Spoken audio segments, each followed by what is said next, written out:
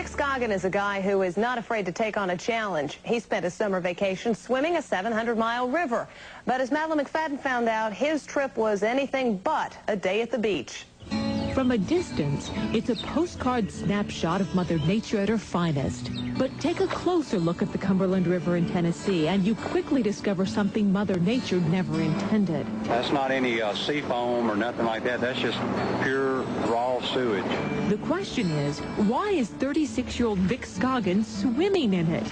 A licensed boat captain, Navy vet, and Ford factory worker from Pegram, Tennessee, Scoggin is discovering how people have taken a thing of natural beauty and slowly turned it into a man-made tragedy.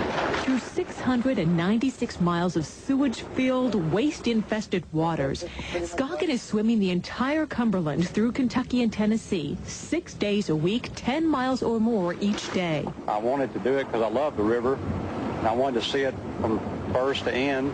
Scoggin's trip is designed to dramatize just how polluted the river has become.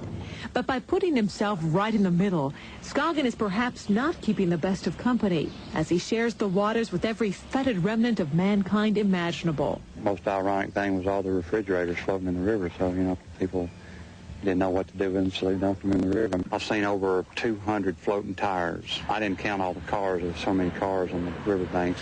The sewer overflows. We're not talking about after it goes through the septic tank. People are directly flushing commodes right into the river. I think when people see a man swimming by their home, or they're standing on a bridge and they see him swimming underneath the bridge, it becomes a very personal thing. And that's why Vic chose to swim the river rather than boat down it. I hope people become indignant. And I hope people stop and think about what they're doing. With his two children, 15-year-old Stephen at the helm, 11-year-old Amanda on crew, and Julie, his wife of 1 year, Scoggin says not all the trip is slogging his way through trash-filled waters. The ecology watchdog group, American Rivers, says the Cumberland isn't even among the worst in the nation, which gives you some idea of the state of our rivers, one of the major sources of drinking water in the country. So far, Vic has avoided illness by getting a tetanus shot and trying not to swallow the water, samples of which his daughter showed to well-wishers in Nashville. Nevertheless, he says when this trip is done, his mission will be far from over. I really don't want to go back on land because I know that it's where all the problems are. And I know that my quest in the future is going to be these rivers. There's got to be education. It's the kids that's growing up.